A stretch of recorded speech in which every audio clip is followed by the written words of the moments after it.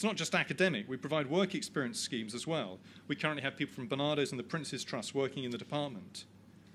And just as it's important for us to be open and accountable to audiences, so we need to be with our staff. They've grown up in a more transparent age. They expect employers to share more information with them and have clearly stated values. And crucially, these values have to be adhered to consistently.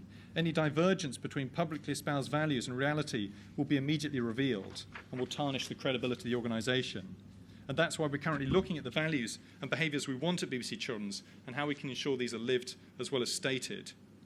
We have to encourage a culture that's open and outward-facing. It requires our people to be meritocratic, less silo-based and less suspicious of anyone in a suit. I also hope they'll be less concerned with job grades, titles and pensions and car park spaces. So where will the new generation of talent come from?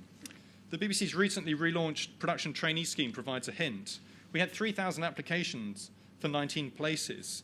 As it happens, all 19 are graduates, but that wasn't a requirement of the scheme. Only one did a media course and 2 others have postgrad qualifications in journalism. But they're all scarily bright, motivated, and brimming with ideas and energy.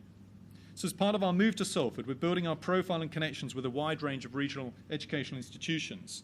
We currently have links to 53 educational institutions across the north of England. With the University of Salford, for instance, they'll be our neighbour, we are helping to design their curriculum to ensure future graduates have the right skills. The broader point here is about having the right long-term relationships with the right wide range of institutions, including those focusing on design and software, will help ensure we have access to the right talent.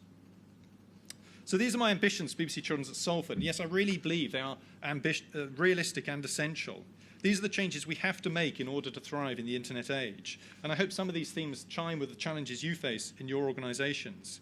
And for me, navigating these changes and creating a successful department at Salford is a huge and unprecedented task.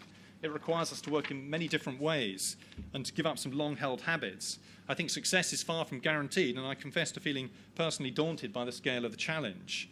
But I also have great expectations for our business. The changes I've described offer us unparalleled creative opportunities, and I think it would be an amazing time to be working in media.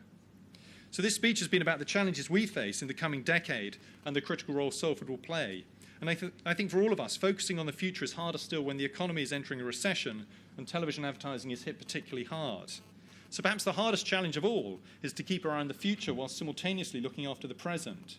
Just as it's dangerous to be intoxicated by the future, it's dangerous to fail to nurture the present. So I've talked a lot in this speech about Salford and its role in transforming BBC Children's. So I thought I'd end with some apt words from a famous son of Salford, the punk poet Johnny Clark, who said, "Apart from the revolution, it's just another working day." So thank you for listening.